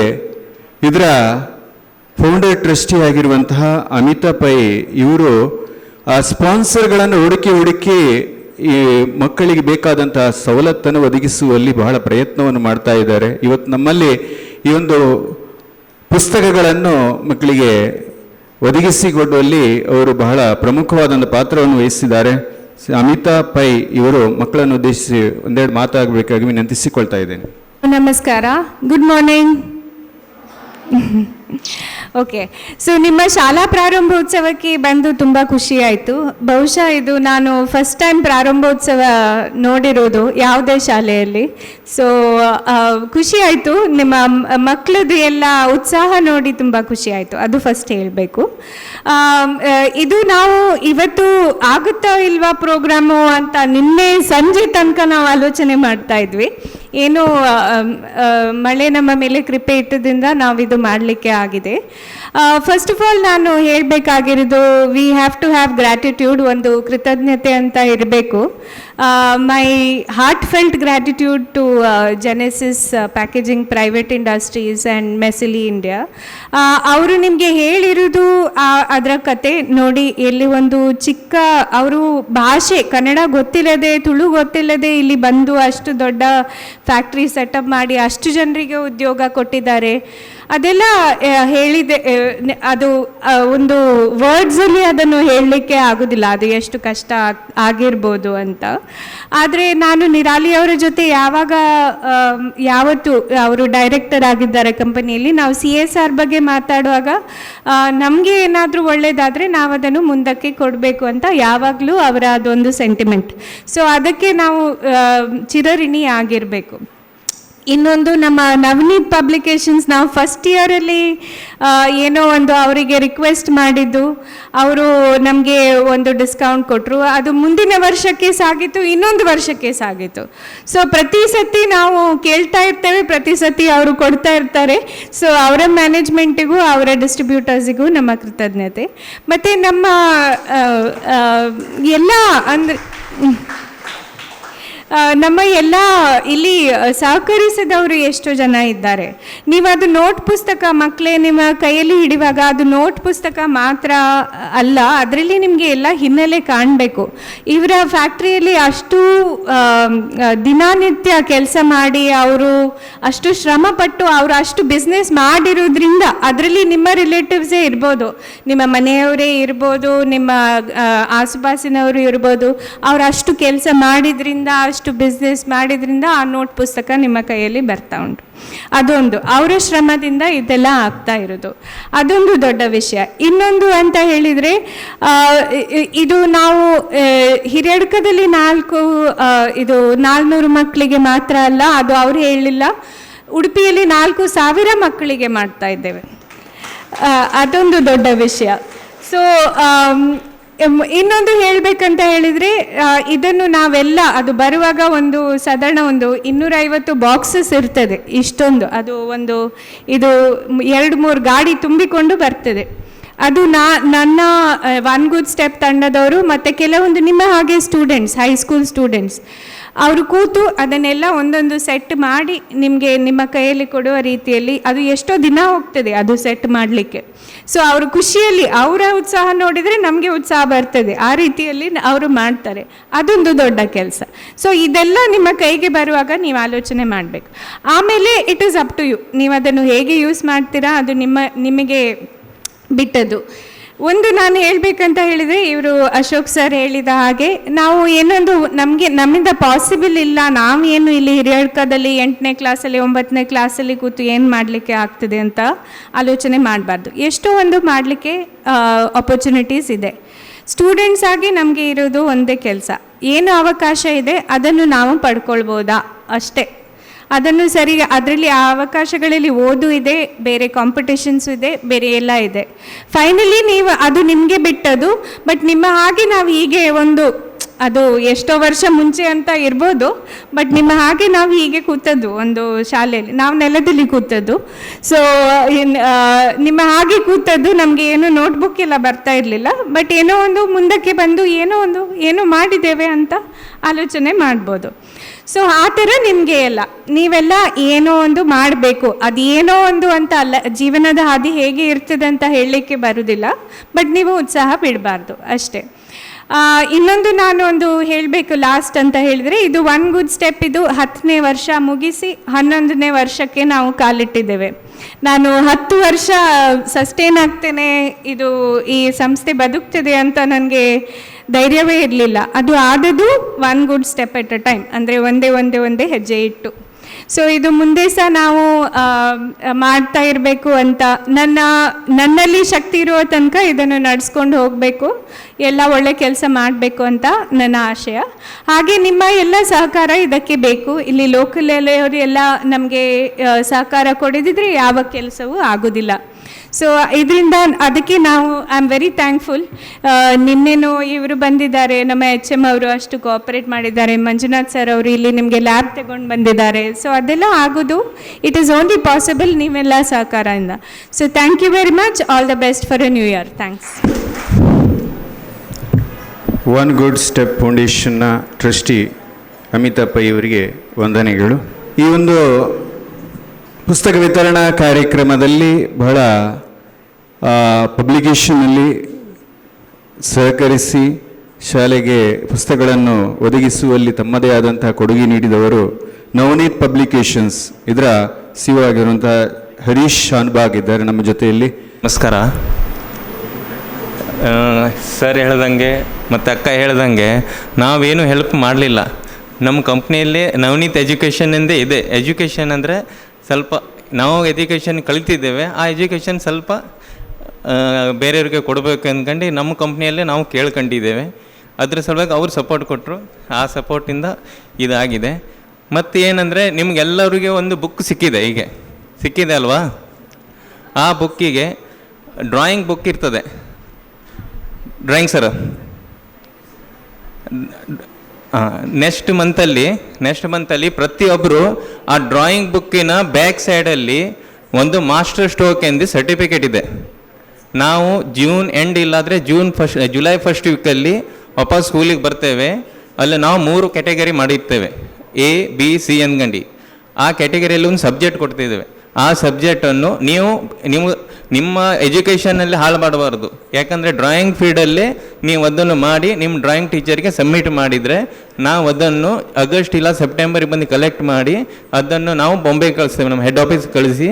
ಅಲ್ಲಿಂದ ನಿಮಗೆ ಪ್ರೈಸ್ ಬರ್ತದೆ. ಯಾಕಂದರೆ ಲಾಸ್ಟ್ ಇಯರು ಒಳ್ಳೆಯ ಪ್ರೈಸ್ ಬಂದಿದೆ.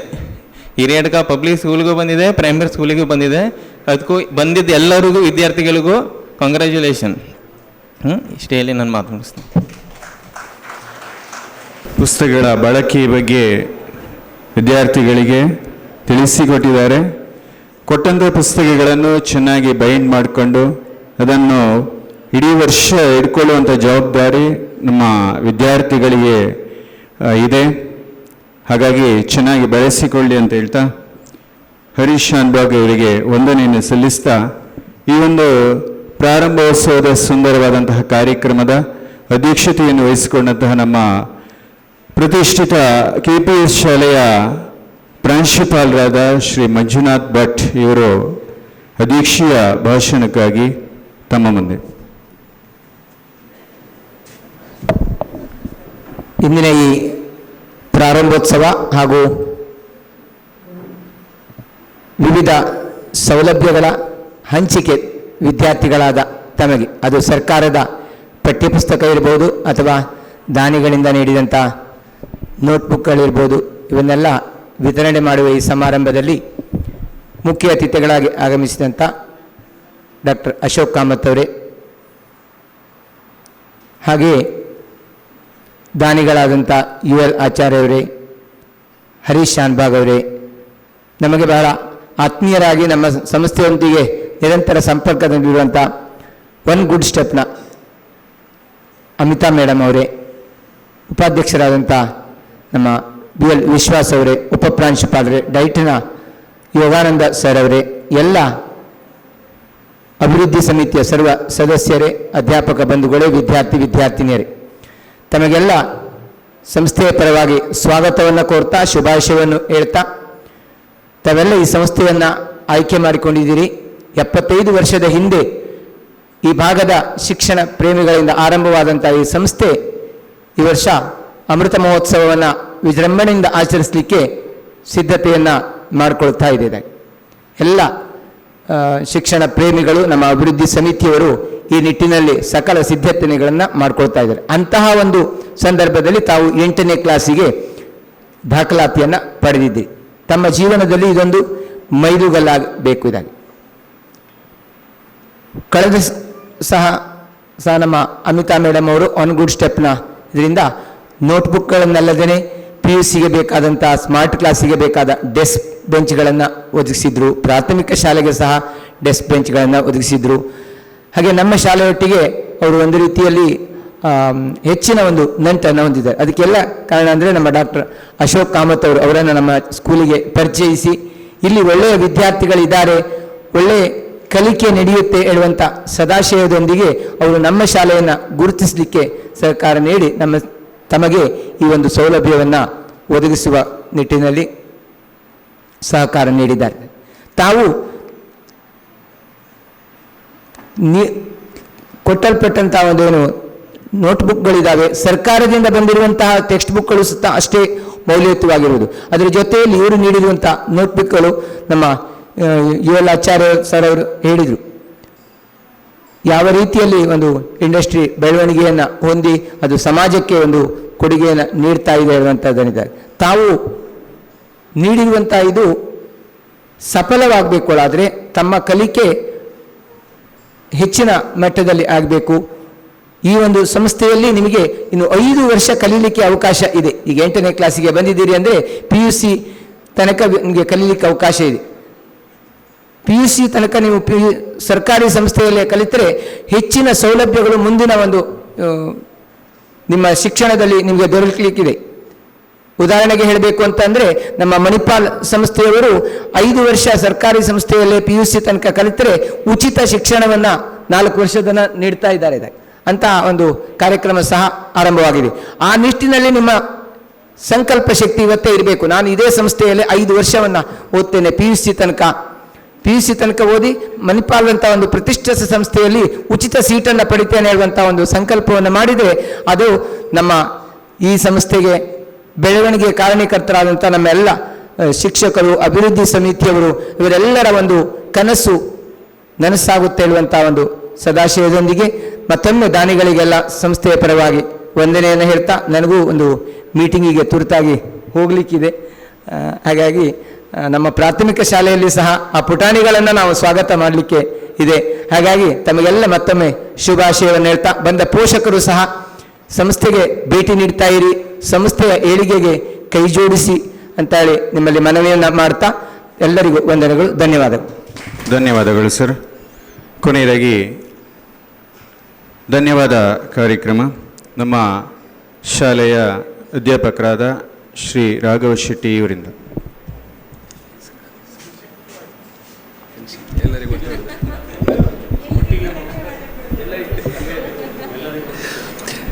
2025-26ನೇ ಸಾಲಿನ ಶಾಲಾ ಪ್ರಾರಂಭೋತ್ಸವಕ್ಕೆ ನಮ್ಮ ಎಲ್ಲ ವಿದ್ಯಾರ್ಥಿಗಳಿಗೂ ಕೂಡ ಅತ್ಯಂತ ಪ್ರೀತಿಪೂರ್ವಕವಾದಂಥ ಸ್ವಾಗತವನ್ನು ಕೋರ್ತಾ, ಹಾಗೆ ನಮ್ಮ ಎಲ್ಲ ಅತಿಥಿಗಳಿಗೂ ಕೂಡ ನಮ್ಮ ಶಾಲೆಯ ಇವತ್ತಿನ ಕಾರ್ಯಕ್ರಮದೊಂದಿಗೆ ಈ ವರ್ಷದ ಎಲ್ಲ ಶೈಕ್ಷಣಿಕ ಕಾರ್ಯಕ್ರಮದಲ್ಲಿ ಭಾಗವಹಿಸುವಂತೆ, ಹಾಗೆ ಸಹಕರಿಸುವಂತೆ, ಹಾಗೆ ವಿಶಿಷ್ಟವಾಗಿ ಅಮೃತ ಮಹೋತ್ಸವವನ್ನು ಆಚರಿಸಿಕೊಳ್ತಾ ಇದ್ದೇವೆ.